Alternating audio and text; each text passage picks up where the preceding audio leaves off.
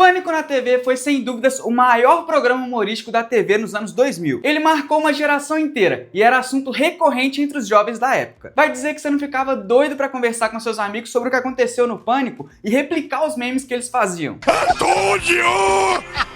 Antônio Nunes! Eles foram revolucionários e muito à frente do seu tempo, com matérias polêmicas, uma edição dinâmica e vários memes, em uma época que isso nem tinha nome. Ronaldo.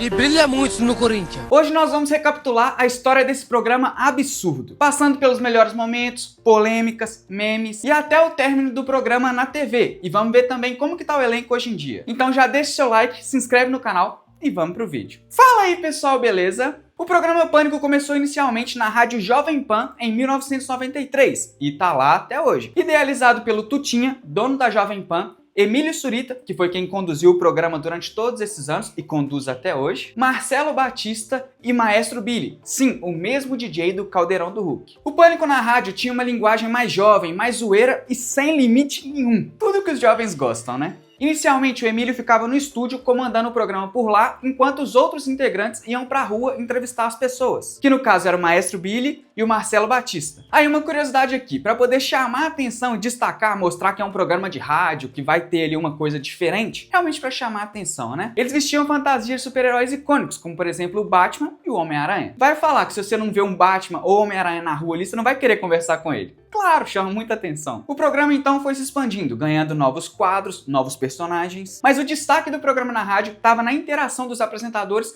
com o público, seja nas ligações, quando o pessoal ligava pra lá pra poder concorrer a brindes, ingressos, contar piadas, zoar os apresentadores, quanto nas interações presencialmente na rua, como eu falei. De segunda a sexta você liga pra Pan e entra em pânico e não paga nada por isso. Ligue pro Pânico. 0800 111 109. Alô? Viu? Contar piada. Não, obrigado. Então, diferente dos outros programas de rádio, esses caras não tinham limite nenhum. Eles não tinham medo de zoar, xingar, falar palavrão. E é justamente por essa espontaneidade, essa liberdade que fez o programa se destacar. Alô? Alô, Pânico? Não. Não, é do da Padaria Brasil. Brasil. É do programa de José Luiz da Atena. Eu queria falar que o Carioca é o delegado aí. Tá bom. Ele prendeu o pau no... Isso, tá bom. Tá bom. Alô? Tá, vai te catar. Vai, se Vai pro Vai, meio. ô vagabundo! Cala a boca, bola. Vai, Pedaço se- de estrume, vai ver sua mãe dando lá na zona. Puta que pariu. Vai tomar no vai seu você, rabo, seu delegado, cachorro! tá seu querendo Filho dar da no cu. puta! Filha da Filha da Vai tomar Bola, você é muito gay. Vai tomar no seu c... Delegado. Fia uma melancia no c... teu pai, aquele corno! Filha da puta! Filha da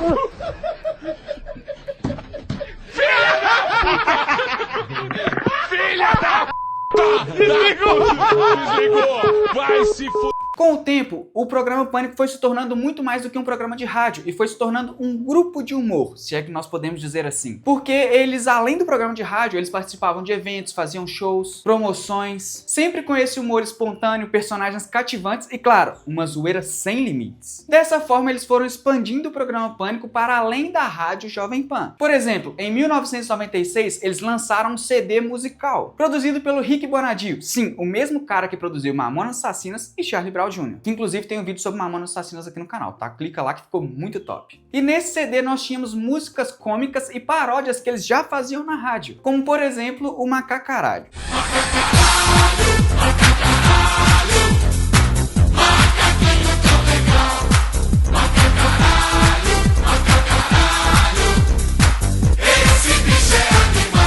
Esse CD fez bastante sucesso e vendeu mais de 300 mil cópias, ampliando então o nome do programa Pânico para fora da rádio, abrindo espaço para eles em programas de TV, como por exemplo o programa do Gugu.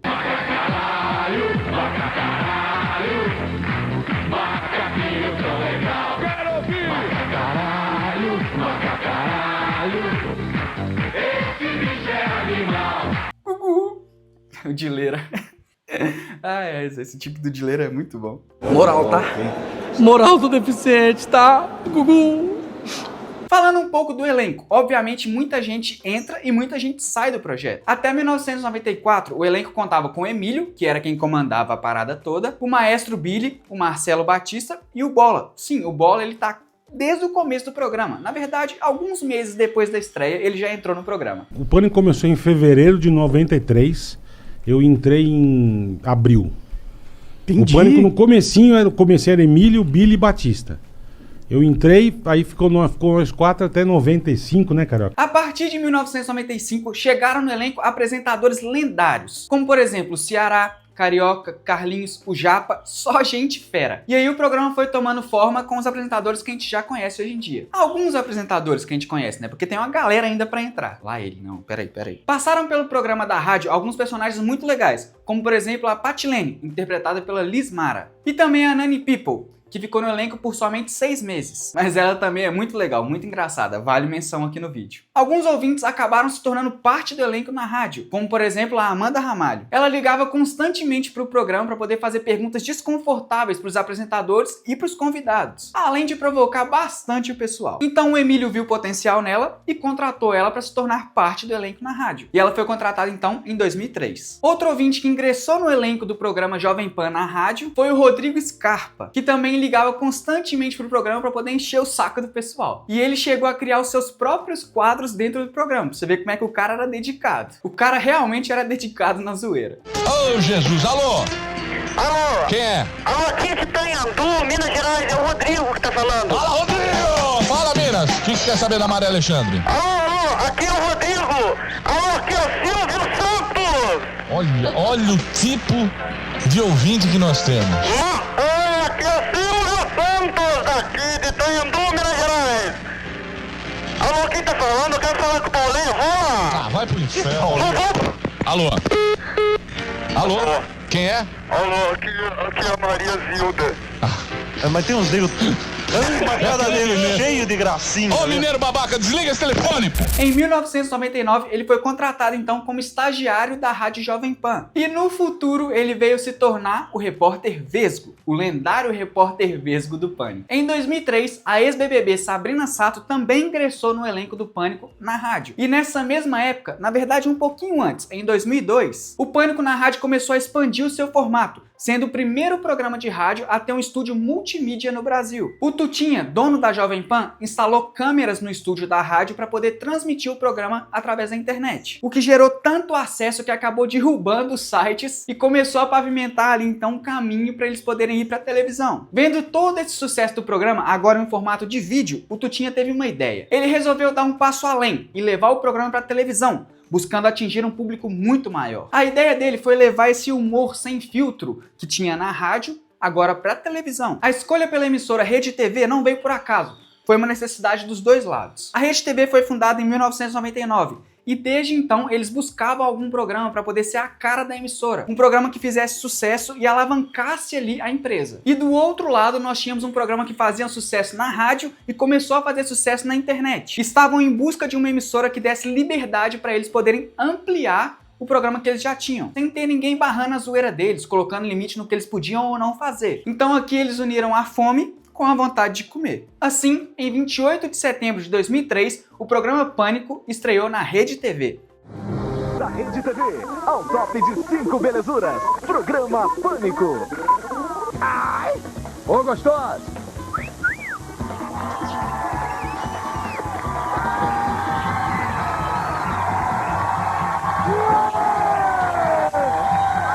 Júnior anuncia sua carreira solo.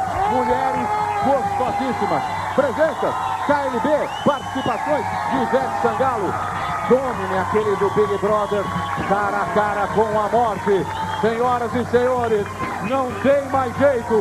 O Pânico está no ar. E aqui nós começamos então a trajetória do maior, mais polêmico e revolucionário programa humorístico da televisão brasileira. O elenco inicial do programa Pânico na TV contava com Emílio Surita comandando o programa, assim como ele fazia na rádio, o Ceará, Carioca, Japa, Zé Fofinho, Sabrina Sato, Bola Mendigo e Repórter Vesgo. Então esse foi o elenco principal, que já era um baita de um elenco, né? Na estreia do programa na TV, nós também fomos apresentados a Dani Souza, a Mulher Samambaia, que era simplesmente uma mulher seminua com as suas partes íntimas tampadas apenas por samambaias. Quero apresentar esta delícia que é Mulher Samambaia. Que é isso?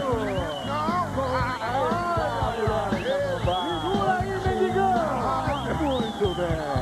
A ideia dessa personagem era satirizar a presença das mulheres nos programas de televisão, que eram mantidas ali no palco em silêncio, paradas só para observação e apreciação, como enfeites, como de fato uma planta. Essa foi de fato então a primeira paniquete. Nós tínhamos a Sabrina Sato ali no programa também, porém ela não era uma paniquete, ela fazia parte do elenco principal do programa. São coisas diferentes, né? Explicando pra galera mais nova, as paniquetes elas foram responsáveis por definir todo um padrão de beleza na época, que inclusive se tornou tipo um elogio. Então tinha uma galera que elogiava ali as mulheres que se encaixavam no padrão de beleza da época, usando o termo paniquete, uma mulher estilo paniquete. Sacou? E dentre elas nós tínhamos Juju Salimene, Nicole Balls, Dani Bolina, Babi Rossi, Mari Gonzalez, que é a baianinha, Carol Narizinho, Thaís Bianca, Jaque Curry, ou Curry, Lizzy Benites, a Piu Piu, Aline Mineiro, a Ariane,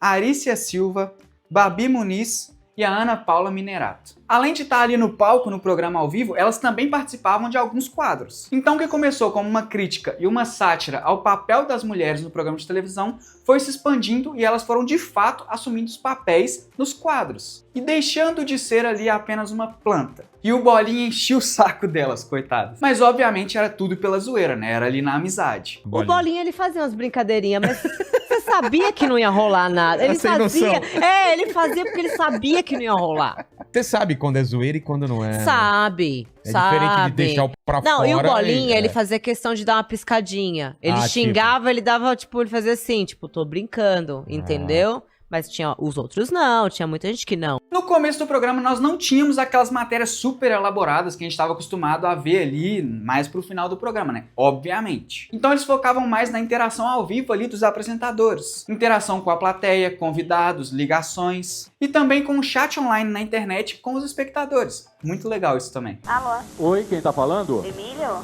Oi. Roseli, tudo bem? Roseli, você mora onde?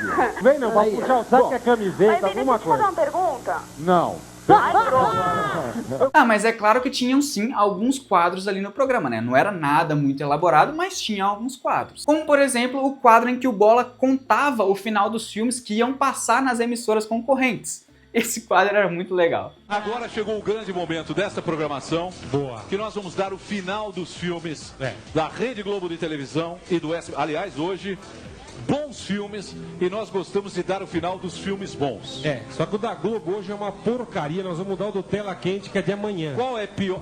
Não. É do Tela Quente de amanhã? Exatamente. Por isso que o da de hoje é muito ruim. O cara então que assistiu hoje tem que se matar. Nós tínhamos também entrevistas, paródias musicais, esquetes de humor gravadas por eles ali, que iam rodando ao vivo. Então, ou seja, eles produziam aquelas matérias, eles gravavam aquelas matérias e reproduziam ao vivo ali no programa para o elenco poder assistir e ir comentando ali ao vivo. Nada perto do que o programa foi se tornar no futuro, né? Mas ali a gente já tinha uma base, já tinha uma essência de como que o programa seria conduzido até o final dele. No programa de estreia do Pânico, nós tivemos o Júnior, da Sandy Júnior, e o Felipe Dilon. Então, ou seja, cantores mais voltados ali para o público jovem. Conforme o programa foi crescendo, foram surgindo novos quadros e mais matérias cada vez mais malucas e com estruturas maiores. Vale lembrar que o Pânico possuía muitas referências. Por exemplo, a MTV, com essa linguagem mais jovem, descontraída, apresentadores mais descolados, fora do padrão chato de apresentadores de televisão. Programas mais liberais, feitos com baixo orçamento, onde a zoeira não tinha limites. Outra referência para o programa Pânico, sem dúvidas, foi o Jackass, com seu estilo de humor mais físico, apostando nas loucuras, elevando cada vez mais o nível das maluquices feitas em tela. Se na rádio eles já ultrapassavam qualquer limite da zoeira, na televisão então eles simplesmente meteram foda-se e viraram de cabeça para baixo qualquer conceito que você tinha de televisão na época, com pegadinhas, trotes, interações com famosos de uma forma que a gente nunca tinha visto antes. Não era o que a gente estava acostumado a ver em outros programas. Alguns artistas entendiam a zoeira, entravam na brincadeira e proporcionavam pra gente vários momentos icônicos. Porém, a maioria dos artistas odiava o Pânico, por eles não aceitarem esse tipo de humor escrachado do programa. Porque os caras não estavam nem aí se você era ator global, cantor conhecido, era uma pessoa renomada, uma pessoa muito rica, você era uma pessoa muito premiada, eles não estavam nem aí. Eles zoavam todos sem distinção. Ainda falando sobre essa interação do programa Pânico com os famosos, nós temos aqui o surgimento de um quadro lendário, o quadro Sandálias da Humildade. Era um quadro onde os repórteres do Pânico perseguiam as celebridades que eram arrogantes para fazer elas calçarem uma sandália da humildade. Então o objetivo era meio que baixar a bola ali das celebridades, colocar elas num patamar ali alcançável, sabe? Esses artistas que se achavam intocáveis, superiores, com o ego muito inflado, sabe? Então quando eles encontravam esses artistas que não queriam falar com eles, que destratavam eles, enfim, você entendeu, né? Quando eles encontravam esse tipo de artistas, eles corriam atrás deles para poder entregar então a sandália da humildade. Então esse quadro ele veio meio que pra, né, colocar a galera num nível ali, velho, você não é isso tudo não, toma aqui as sandálias da humildade para você. Tiveram alguns problemas e repercussões envolvendo esse quadro, como por exemplo o caso do Jô Soares. Foi ali, né, um dos famosos que realmente mais repercutiu e que foi ali uma novela para poder entregar para ele as sandálias da humildade. Teve também o caso do Clodovil, que odiava, mas também amava eles, né, era uma parada meio, não sei dizer muito bem, eu acho que ele gostava dos caras, mas, sabe, era meio que um personagem ali odiar eles. Não sei, é a minha opinião, né? E claro, nós não podemos falar de Sandálias da Humildade sem falar do caso Carolina Dickmann, que esse caso aqui realmente foi o mais sério. Rolou até processo. A Carolina Dickmann processou o Pânico também, e era 500 paus. 500 mil reais. Se fosse falar dela. Então, o que ela falou? Que a gente foi lá no Rio, porque a gente levou um monkeyzinho, assim, é um guindastezinho pequeno, que leva você 2, 3 metros pra cima, né? Ela morava no 6º andar, sei lá. Aí ela disse que a gente invadiu a casa dela com aquilo. E a gente só ficou ali na frente, meio que gravando e tal. E fazendo o quê? Tentando falar com ela? Devia ser Sandálias da Humildade, devia ser alguma coisa dessa. E ela ficou brava. Aí a gente foi... recebeu lá a notificação, fui pra Brasília, eu e o Emílio botava terninha pra Brasília, de um monte de coisa, né? E aí a gente sentou ali pra discutir isso aí, falou, pô, o que a gente faz? A gente não pode falar Carolina Dickmann, né? A gente entrou no estúdio pra mostrar a matéria, não sei o que e tal, e começou a passar aquela docinho Carolina. Nossa, um docinho! E comíamos as Carolinas porque não podia falar o nome, né? Porque a gente achou um outro jeito de sacanear. Assim, eu não consigo desassociar essa coisa, né, das pessoas não saberem muito bem até onde eu dou espaço com o episódio do Pânico. Pra mim, ele é muito claro, assim. Vieram em cima de mim de um jeito. Eu falei, não, vocês não vão entrar aqui. Eu não tô nem aí, que vocês são o maior sucesso do Brasil, que todo mundo ama. Né, durante um bom tempo. Aqui vocês não vão. E era um andame na frente do meu prédio, filmando a minha casa, gritando, me xingando na porta da minha casa. Foi uma invasão absurda, né, Carol? Que foi, na verdade, que eles queriam calçar aquelas sandálias, é isso que eles faziam com todo mundo, porque eu não fazia. Porque eu não... Você não falava com eles. Eu nunca, assim, hoje... Todo mundo acharia absurdo, entendeu? Exato. Não haveria essa brincadeira. É que eu, naquela época, espaço. já não achava graça. Eu já falava, cara... E aí depois vinha assim, o Jô Soares vai vestir uma sandália de elefante. Eu falava, Oi? Aí depois a Preta, baleia. Ai, a Preta, vamos caçar a baleia. Eu falava, cara, mas por que as pessoas estão achando graça disso? Sim. Nossa, e como absurdo era, né? Não, e é isso que a Carol falou, né? Hoje em dia... Eu não precisaria me defender. Você não precisaria se defender. Isso já seria um cancelamento. Tanto Total. que morreram de uma forma pela boca, assim. Porque o programa... morreu também, né? Mas demorou muito, Fê. Demorou, né? E assim, comigo foi muito... pesado. Forte. Foi muito pesado. Enfim, eles receberam alguns processos durante todo esse tempo aí na televisão. Tiveram algumas confusões também, mas nada muito sério. Tirando algumas agressões aqui e ali, não foi nada muito sério. Um dos primeiros quadros de sucesso do programa foi A Hora da Morte, que tava lá desde o programa de estreia. Que foi um quadro ali de pegadinhas e esquetes de humor. As pegadinhas eram realizadas ali com o elenco do programa, mas também era realizado com pessoas avulsas na rua. E eu não preciso nem dizer, né, que a gente teve muitos problemas com esse quadro. E devido a esses problemas, o quadro chegou ao fim em 2005. Só pra você ter noção, vou citar aqui alguns exemplos de BOs que deram nesse quadro. Em um episódio, o ator fantasiado de morte, ele foi pro rodeio, entrou na arena e foi arremessado pro alto por um touro. O que obviamente deixou todo mundo preocupado, né? Porque isso aí pode morrer, né? Isso aí pra morrer é facinho. Mas o encerramento definitivo aconteceu depois de um acidente um pouco mais grave, só um pouquinho mais grave, né? O que é mais grave do que um touro te jogar pro alto? É loucura. Mas enfim, o ator Diogo Lucas, que participava das gravações, ele foi atropelado. Ele foi levado pro hospital e felizmente ele não sofreu ali muitos danos, muitas lesões graves, né? Mas enfim, isso fez com que o programa realmente abolisse esse quadro, terminasse com esse quadro. E ao longo do tempo, nós tivemos várias pessoas se lesionando aí no programa Pânico. Não é uma coisa de rir, né? Eu tô rindo aqui, mas eu tô rindo de nervoso, tá? Vou tentar falar esse trecho aqui sério, tá? Porque a gente tá falando de lesão e machucado das pessoas, né? Não é hora de ficar rindo, não. Ao longo do tempo, nós tivemos várias pessoas que acabaram se lesionando e se acidentando no programa Pânico. Como, por exemplo, o Bola, que quebrou as... Pera aí que o jeito que ele quebrou as costelas foi muito engraçado. Não tem como. Tentar falar sério. Como, por exemplo, o Bola, que quebrou as costelas. Eu não consigo falar sério. Ai, ai. E a Sabrina Sato, que caiu de um avestruz. Pera aí, caralho. Olha o jeito que o povo se machuca no programa, bicho. Tem um cara gordão que cai em cima dele e quebra as costelas, e a outra cai de um avestruz. Como é que você explica isso? Não tem como, bicho. Pera aí, eu não posso rir não, que agora é sério. Isso aí é pai, a galera ficou mal. Ficou hospitalizado. Então vamos lá.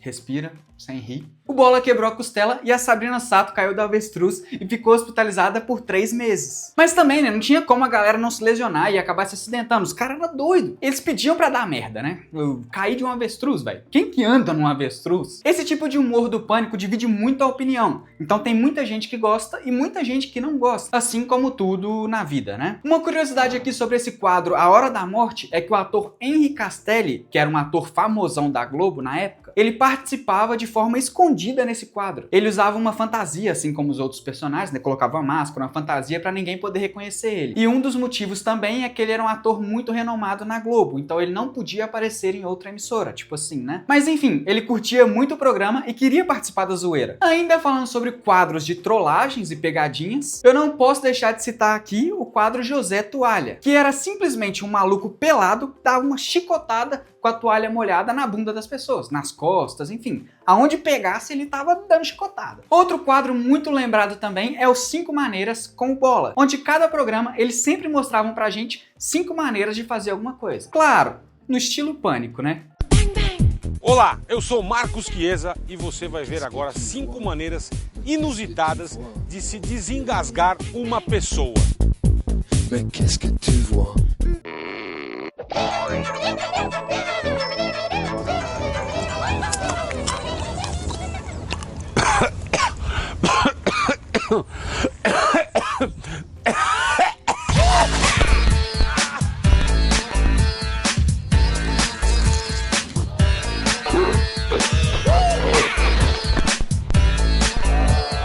A dupla de repórteres Vesgo e Silvio foi um destaque do programa Pânico. Eles faziam matérias cobrindo festas de celebridades, eventos. E vocês se lembram aqui da corrida do queijo? Véi, isso aqui foi sensacional. E foi onde surgiu aquele meme clássico, o arregou.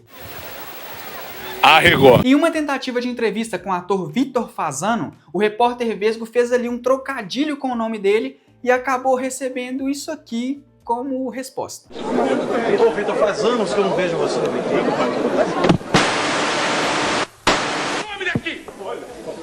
E ele também foi agredido pelo cantor Netinho de Paula, que supostamente, para não tomar processo, né? Ele foi acusado de violência doméstica pela sua ex-esposa. Supostamente, tá? Não posso dizer nada.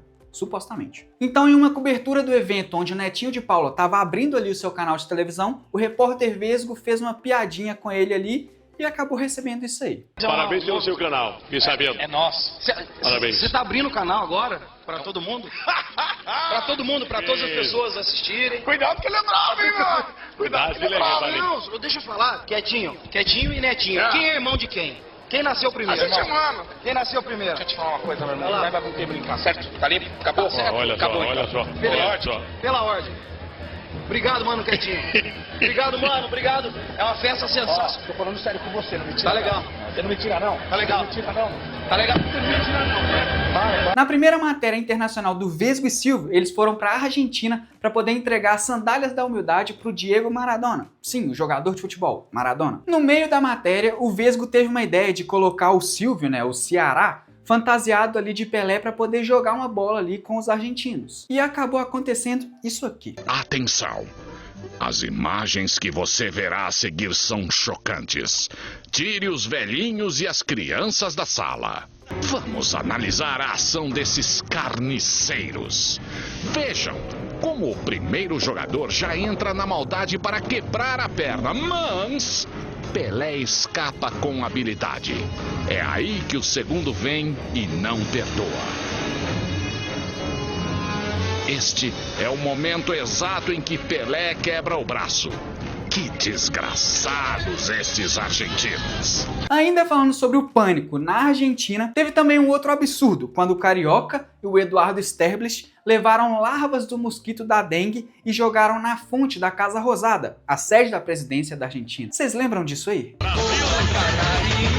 A missão foi um sucesso fenomenal, tanto que no domingo seguinte mostramos a repercussão do caso nos jornais argentinos. Destacando em sua primeira página, a dengue provoca calamidade na Argentina. Caramba, e o La Nación, gente. aqui está também, dengue faz sua primeira vítima na Argentina. Véi, isso aqui poderia dar uma merda que você não calcula. Isso aqui é praticamente um crime de guerra, né? E os argentinos nem odeiam a gente mesmo, nem ia dar guerra mesmo, porque falta um motivozinho pra eles poderem vir aqui e matar nós, né? Esse que para arrumar treta com a gente. Um exemplo disso é a Copa do Mundo, né? Teve aí vários casos aí de racismo dos argentinos em cima da gente, né? Uma observação aqui sobre o Silvio, interpretado pelo Ceará, ainda falando do quadro Vesgo e Silvio, né? Dos repórteres Vesgo e Silvio. Eles foram até Los Angeles para conseguir uma autorização do Silvio Santos pro Ceará poder continuar interpretando o personagem. Continuar imitando ele, né? Criando então a campanha Autoriza Silvio. Você autoriza ou não autoriza o quê?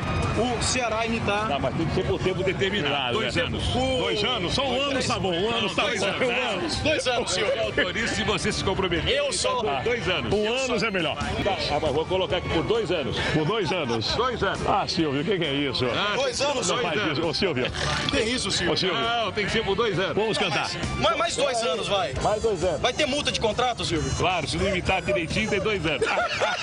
Falando ainda do Silvio Santos e as campanhas que o programa Pânico lançou, quem aí não se lembra deles convencendo o Silvio Santos a fazer a dança do Siri? Bom, o Silvio Santos gostava muito do pessoal do Pânico, né? Tanto que, se eu não me engano, esse foi o único programa de televisão a conseguir entrevistar o Silvio Santos, porque ele não gostava de dar entrevistas, né? Ele tinha toda ali uma superstição que se ele desse entrevista pra televisão, algo de ruim ia acontecer com ele, enfim. Então o programa Pânico ali foi meio que, né, um dos poucos a conseguir entrevistar o Silvio Santos, se não o único a conseguir. Aí ele gostava tanto do programa Pânico, da galera do Pânico, que ele queria levar o Pânico pro SBT. Mas infelizmente esse acordo não deu certo. E eu explico mais pra frente na hora que a gente for falar deles mudando de emissora de televisão. Demorou? Voltando a falar da dança do Siri, essa dancinha foi um meme clássico que todo mundo fazia aí nas escolas. Em qualquer lugar, na verdade, né? A ideia era que o Vesgo e Silvio convencessem a maioria dos artistas aí a fazer essa dança. Além também de convencer o público, né, a fazer a dança ali atrás dos repórteres que estavam dando matérias em outras emissoras, enfim, era espalhar o caos aí pra todo lado. E deu certo, né? Eles convenceram até o próprio Silvio Santos a fazer a dancinha do Siri. Eles convenceram também o Chorão,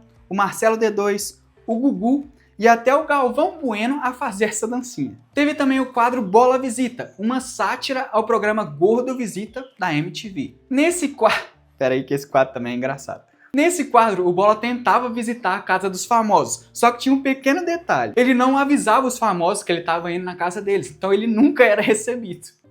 Ah, bicho, esse quadro é muito bom também. Por ele não ser recebido pelos artistas, ele fazia ali uma leve vingança com eles, por não receber ele. Então em cada casa de artista que ele passava, ele deixava ali uma surpresa. Filha de uma mãe foi na minha casa, levou a guitarra de presente, construiu um muro na frente do portão da minha casa. A gente fez a primeira vez que deu essa ideia, falou, vamos na casa dos caras, toca a campainha e entrevista os negros. Fez um muro, E velho. nós fomos na casa primeiro que nós fomos na casa do Chiquinho Scarpa. Olha. Aí tocamos, é lógico, o cara não te recebe, né, mano? Você não marcou, o cara nem sabe. do caralho. E aí, bicho, não recebeu, eu falei, pô, não recebeu, tá certo. Aí a gente falou, pô, bicho, se o cara não receber, a gente pode zoar ele. Porque, pô, é sacanagem o cara não me receber, filha da puta. Aí a gente começou, bicho, a gente botou... Cocô na casa do massa? Cocô na casa do mar, calçada inteira. Né? Botou mais de 50 os caras coletaram uns 50 merda. Então pro cara passar não tinha Por isso que os caras têm medo de vocês. Vocês não têm muito juízo. J.R. Duran, eu serrei o portão dele com uma motosserra. Abrimos o portão, abrimos. É o Jason. O Jason.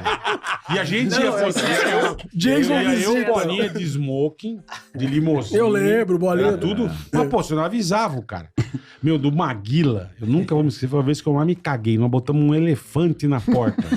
Como assim? Nós fomos no circo. Um elefante de verdade? Um bicho. Mentira. Trouxemos de caminhão. Não vai atender? Pera um pouquinho. Paramos o elefante. E saí correndo. Estacionou. Não, eu falei, mano...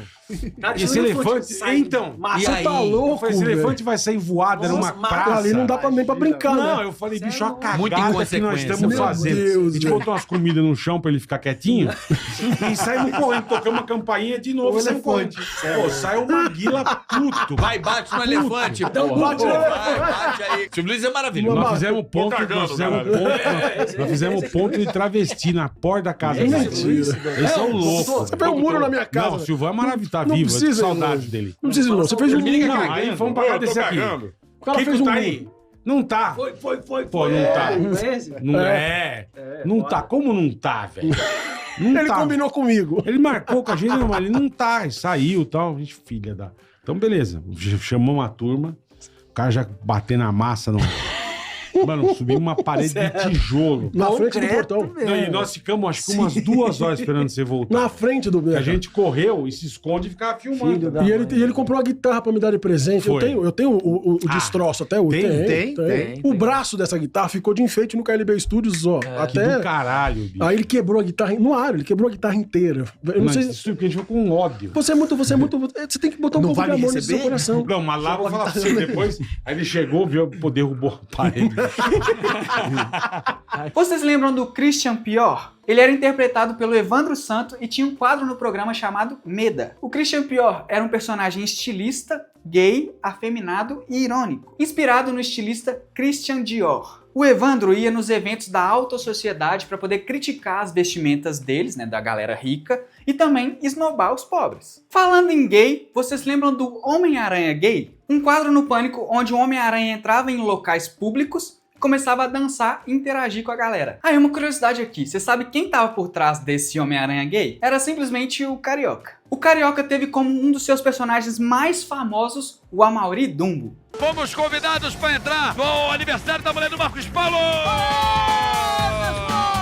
Marcos Paulo! Que era uma sátira ao programa de entrevistas do Amaury Júnior. Nesse quadro, o Carioca ia para eventos entrevistar os famosos, acompanhado pelo icônico Fred Mercury Prateado, interpretado pelo Eduardo Sterblich. Fred Mercury Prateado é um dos personagens mais icônicos do programa Pânico. Quem aí não se lembra da saga dele tentando fazer o Toninho rir? Isso aqui era muito engraçado. Toninho!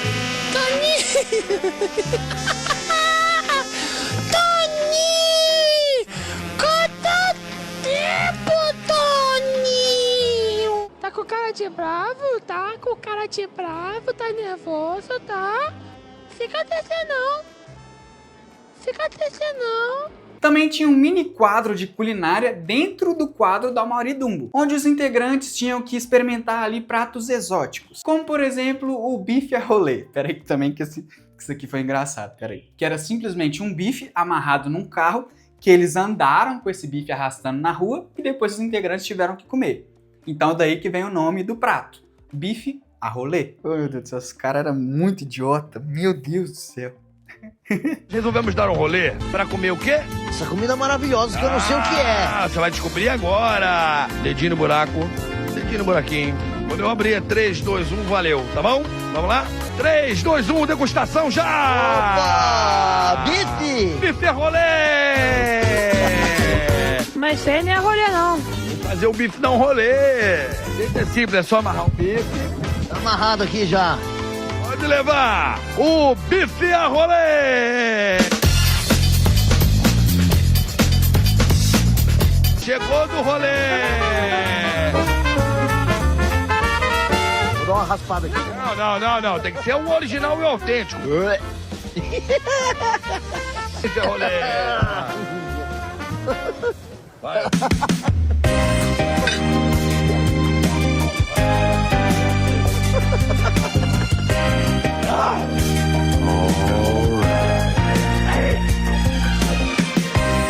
Me dá rolê, o verdadeiro sabor das ruas. No final dos quadros do Amaury Dumbo, ele sempre entregava para os famosos alguns presentes. E eram sempre, assim, presentes muito úteis, pequenos, sabe? Pra pessoa poder levar ali de forma fácil e tudo mais. Só pra vocês terem noção de alguns presentes. Vamos lá. Eles deram sim... Pera aí que isso aqui também é muito engraçado, velho. Não tem como falar isso aqui sem rir. Não tem como, é muito engraçado. Eles deram pro Nando Reis simplesmente um rolo imenso de plástico bolha pro cara levar pra casa, bicho. O negócio era maior que ele. Ai, meu Deus do céu, vamos lá, concentra. Sem rir. Eles deram uma casa de cachorro pro Celso Portiolli e uma barraquinha de pipoca pro Kiko do KLB.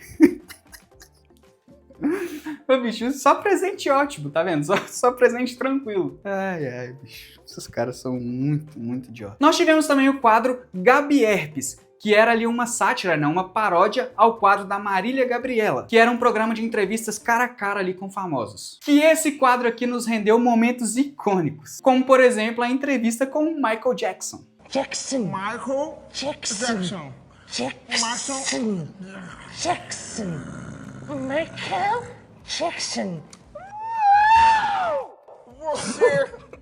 me diz uma coisa, é um programa de TV. Criança Esperança. Criança Esperança.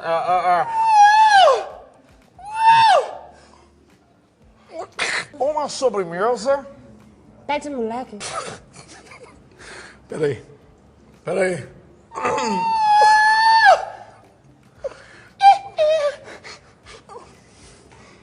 E a entrevista com o Ronaldo, que lembrando mais uma vez, não pode raspar a cabeça. É verdade que o Silvio Santos proibiu você de raspar a cabeça? É, ele proibiu de raspar a cabeça, né? Você não pode mais raspar a cabeça? A cabeça não pode mais. A cabeça você não pode mais raspar? Não pode raspar mais. Não pode mais raspar a cabeça? A cabeça não. A cabeça não pode mais raspar a cabeça? Não pode mais. Por quê? Eu quero saber se você vai ou não raspar a cabeça. A cabeça... E a própria Marília Gabriela ficou cara a cara com a Gabi Herpes. Por favor, complete a frase, Gabi. Aqui estou mais um dia. Peraí. Aqui estou mais um dia sob o olhar sanguinário do vigia. Você não sabe como é caminhar... com a cabeça na mira do macacá. Metralhadora alemã. Ou de Israel. Estraçalha ladrão. Que nem papel. Nós tivemos também um quadro de entrevista do Jô Suado, com seus participantes nada convencionais. Mas o que é isso? O que você tá fazendo? O que é isso? Isso aqui é álcool. Eu gosto muito de jogar álcool em mim mesmo. Sério? Mas quem é você? Eu sou o Geraldo Álcool em mim. Eu lavo as minhas mãos se você descobrir quem eu sou. É? Eu acho que eu sei quem você é. Você por acaso é o Pôncio? Sim. Pôncio? Pilates. Gente, eu estive aqui com Pôncio Pilates. Nós tivemos também o Jornal do Boris e o seu icônico Boa Noite, que virou bordão ali na época. Boa noite, boa noite, boa noite, boa noite, boa noite, boa noite, boa noite, boa noite, boa noite.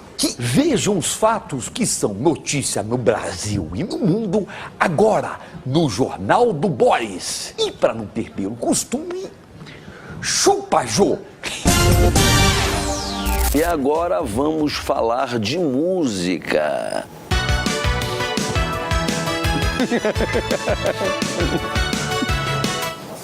Pronto, falando.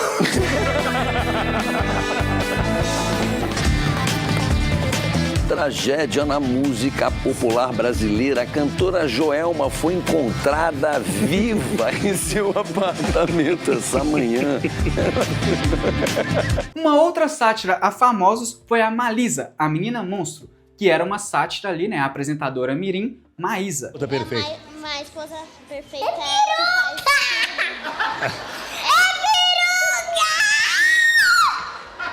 O quê? É peruca! Você usa peruca, Silvio Santos! Os Estados Unidos O quê? são os donos do mundo. E você também deveria se preocupar com as eleições americanas, viu, Silvio? Ah, você acha que eu tenho que me preocupar com as eleições americanas? O que eu tenho a ver com isso? O que eu tenho a ver com os Estados Unidos? É porque o Jassa me disse que a sua peruca vem de lá. Careca! Careca! Silvio Santos é careca! É peruca Borgonha! É peruca Borgonha! É peruca Caju! Desculpa. Ela foi interpretada pelo Eduardo Sterblich, que tem muitos personagens famosos no Pânico, como por exemplo o César Polvilho, que era um repórter ali inexperiente. Muito legal também esse personagem. Teve também o Melhor do Mundo. É o melhor do mundo em outra coisa, o que é? Eu sou o melhor do mundo em atender o telefone celular de uma forma ignorante. Ai, como é que é isso? Traga o celular pra ele aqui. Tô com o celular. Alô? Alô? Viu só? Que maravilha. E ele também fez um cara ali pouco conhecido, o Poderoso Castiga. Você conhece ele? Poderoso Castiga. Tudo bom, Poderoso?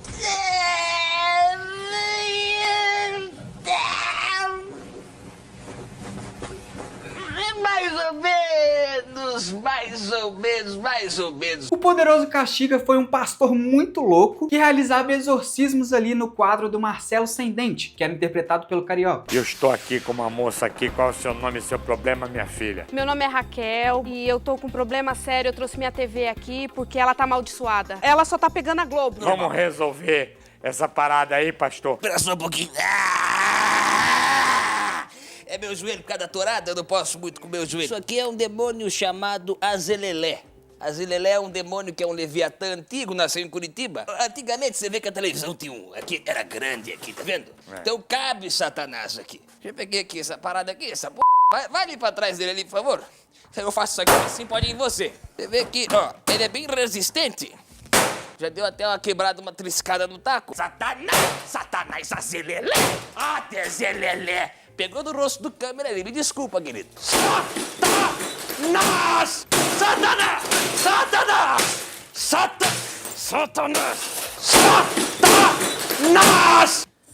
Tenho medo pra soltar essa porra. Ai, caralho!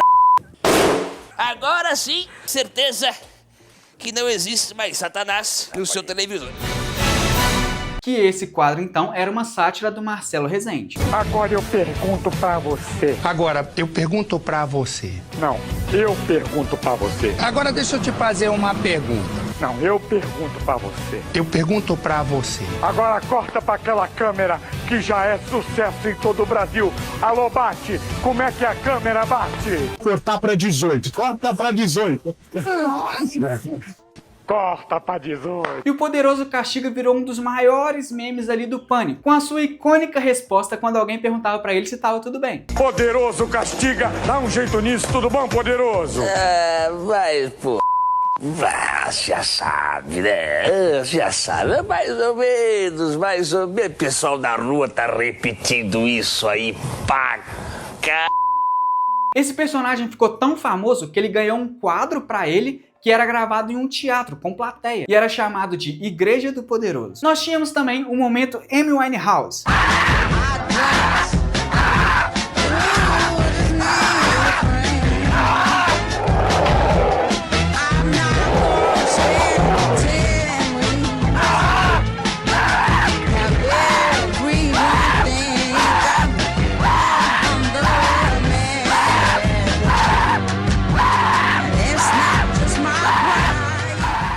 que era uma sátira à cantora Amy Winehouse, que na época estava enfrentando ali problemas com abuso de drogas, né? Então o programa Pânico fez ali a sua Amy Winehouse, interpretada pelo Rodriguinho Pereira, que era nada mais nada menos do que um atleta de jiu-jitsu. Tá explicado, né? O motivo do cara dar umas voadoras muito sinistro. O cara era atleta, mano. O cara era lutador. O quadro consistia, então, na Amy tá tranquila na rua e do nada ela tem um surto. Ela sai gritando e causando o caos aí por onde ela passava. Ela saía destruindo tudo. Ela dava voadora nos outros na rua, derrubava o pessoal de bicicleta, quebrava os negócios na loja, tudo. Era um negócio muito doido. Eu não sei como é que esses caras não tomaram muitos processos. Na verdade, eles devem ter tomado, né? Muito processo. Quem aí lembra do quadro Vou, Não Vou? Onde o mendigo e o mano quietinho iam pras praias pra poder avaliar o físico da galera. Eles iam classificando a galera em 3 categorias. Vou, se a pessoa é muito bonita. Não vou, se ela é feia. E camarão, se ela tinha o rosto feio, mas o corpo era bonito. Eu não preciso nem dizer que esse quadro ia dar uma merda absurda hoje em dia, né? Assim como vários outros quadros do Pânico. O Impostor era um quadro do Pânico onde o Daniel Zuckerman usava as habilidades dele pra poder entrar em eventos cada vez mais inimagináveis, como a cerimônia do Oscar,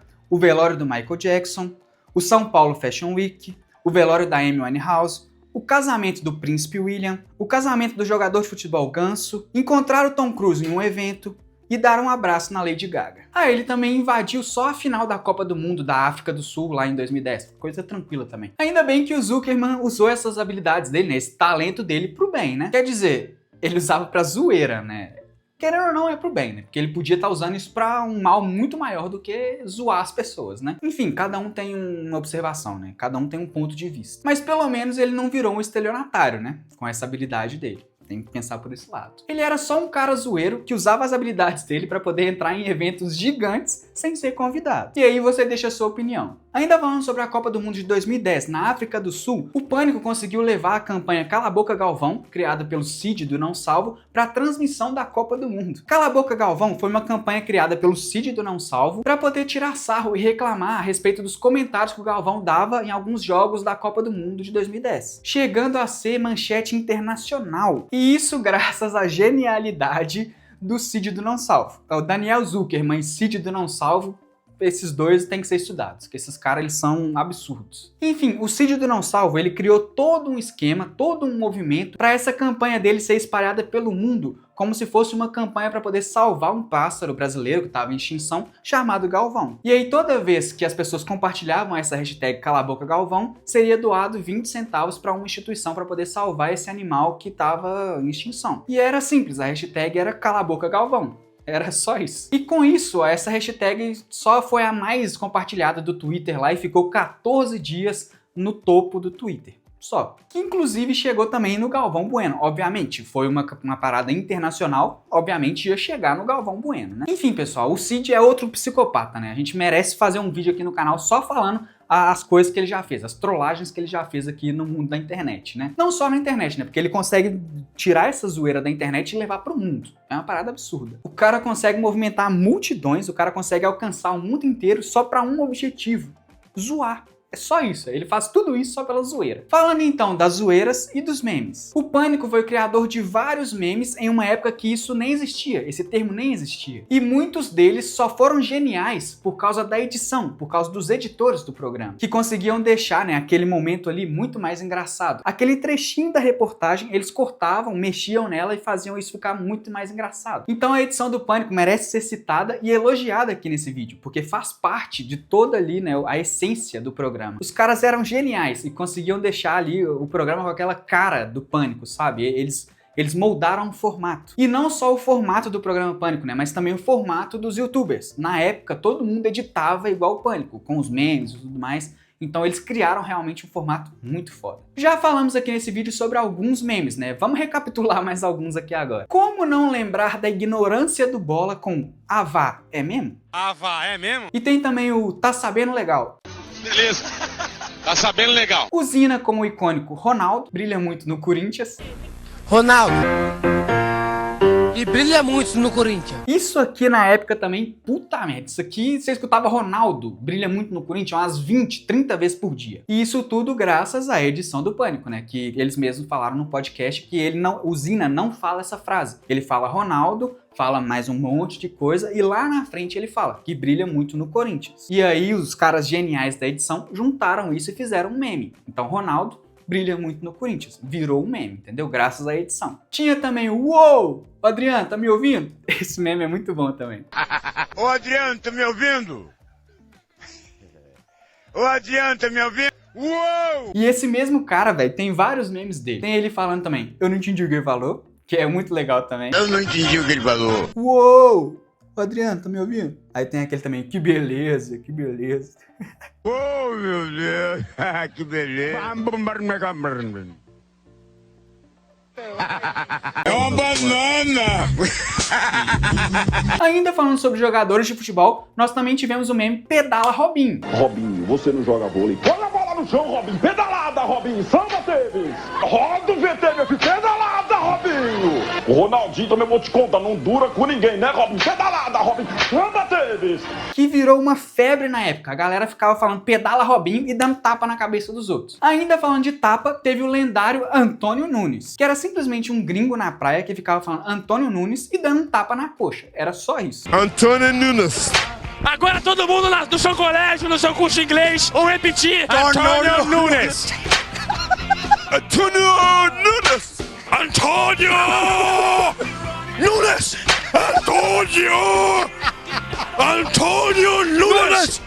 Isso aqui virou uma brincadeira na minha escola, na mesma época daquele hoje não, sabe? Aquela brincadeira hoje não. Você chegava no seu amigo, dava um tapa nele e falava hoje não. E aí com isso ele não podia revidar, porque hoje não. Eu já dei o seu tapa, então hoje você não pode revidar. Era essa brincadeira, super legal, né? E o Antônio Nunes virou essa mesma brincadeira, só que agora as pessoas podiam revidar. Então a pessoa chegava do seu lado e gritava, Antônio Nunes!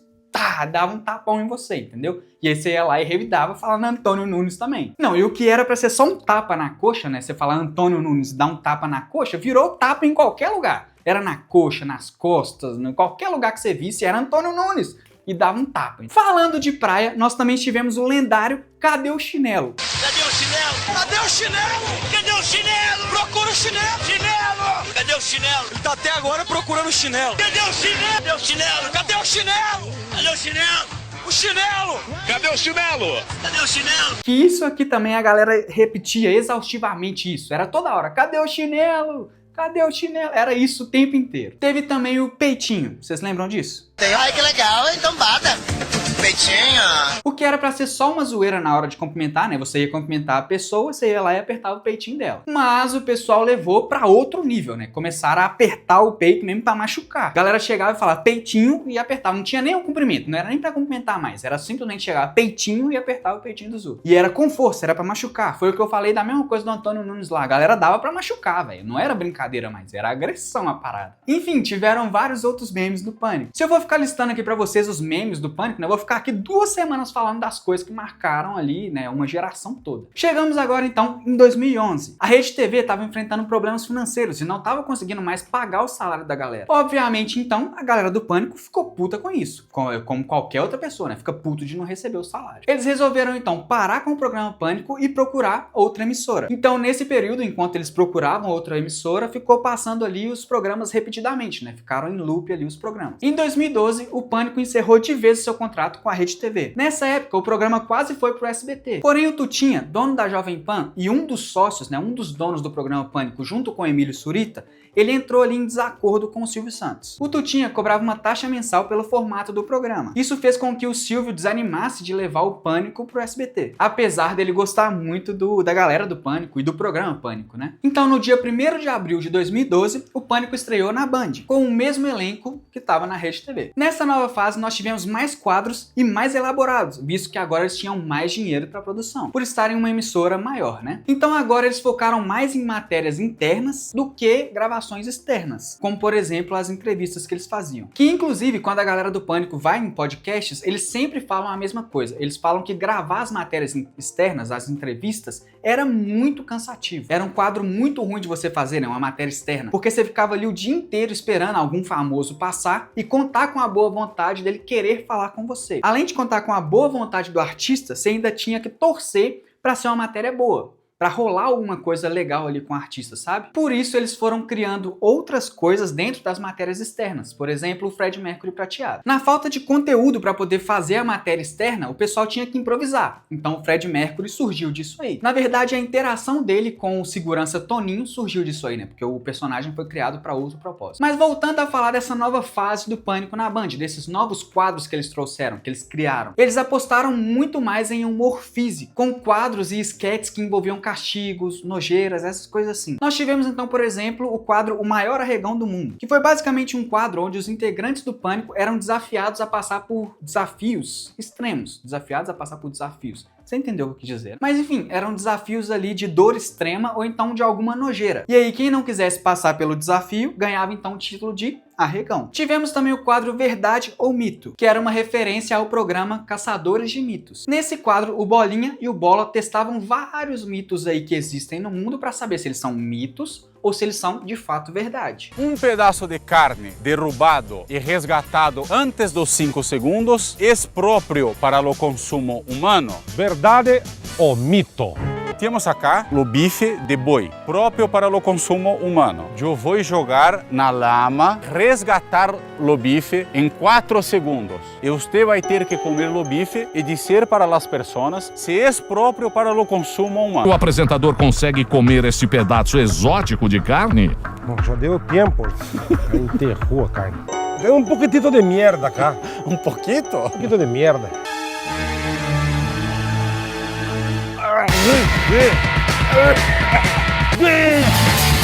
É verdade ou mito? É verdade. É verdade. Pode consumir o alimento contanto que pegues antes de los 5 segundos, certo? Tranquilo. Tivemos também o quadro Quem Ri Se Ferra, onde os integrantes do Pânico eram separados em grupos e o objetivo deles era trazer atrações para fazer o outro grupo rir. Se o grupo risse, ele teria que passar ali então por castigos.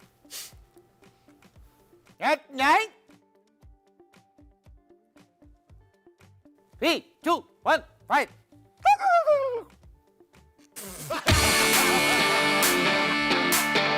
Eu faço, vou direto. Só aquela puxada. Você quer que eu te ajude? Ó. Não, para! Ó, tá vendo? O quadro Jogos Mortais do Pânico era uma clara referência ao filme Jogos Mortais, onde cada semana nós tínhamos um tema e as paniquetes tinham que responder perguntas relacionadas a esse tema, enquanto uma bola de boliche passava ali por cima da estrutura. E aí os apresentadores, né, os integrantes, eles ficavam amarrados ali de cabeça para baixo, com as suas partes íntimas expostas ao perigo, vamos dizer assim, né? Vulneráveis a receber uma pancada de bola de boliche. Deu pra entender? E isso acontecia caso as paniquetes errassem as perguntas.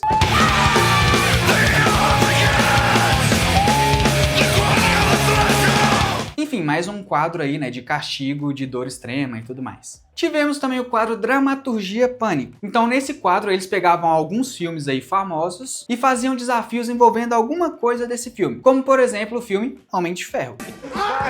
Você é burro! Passa de uma vez, você é burro! Você é burro pra caramba!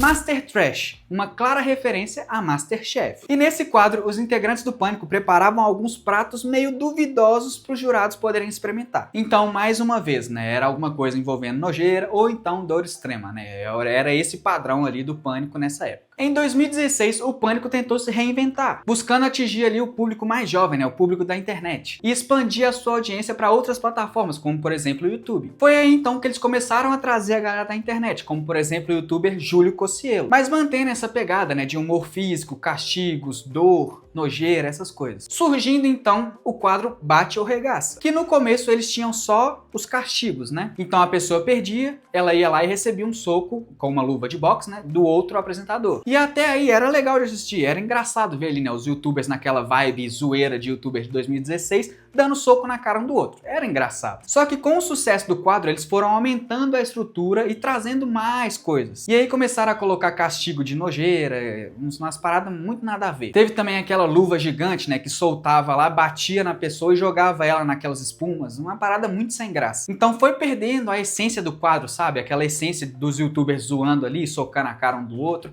que era legal. Aí o quadro foi expandindo, eles foram montando uma estrutura absurda lá e foi perdendo a graça do quadro e a essência do quadro. Eles foram trazendo aquela essência dos outros quadros que eles tinham, né, de castigo, nojeira, dor, essas coisas, e colocaram dentro do Bate ou Regaça, que era uma parada que funcionava por si só. E eles conseguiram estragar esse quadro. Nós tivemos também o Webbullying do Maurício Meirelles, que eles trouxeram para dentro do programa Pânico também. Que foi também mais uma tentativa de trazer uma linguagem moderna, uma parada nova, né, pro Pânico. Com uma linguagem mais voltada para os jovens, mas também não deu muito certo. Então, mesmo trazendo essa galera da internet, esses formatos aí mais modernos, o Pânico continuava com dificuldades de concorrer com a internet. O programa foi perdendo audiência e relevância. E o pessoal continuava criticando o tipo de humor do programa. E eles já não eram mais aquele que um dia foi o maior programa humorístico da TV brasileira, que batia de frente com a Globo.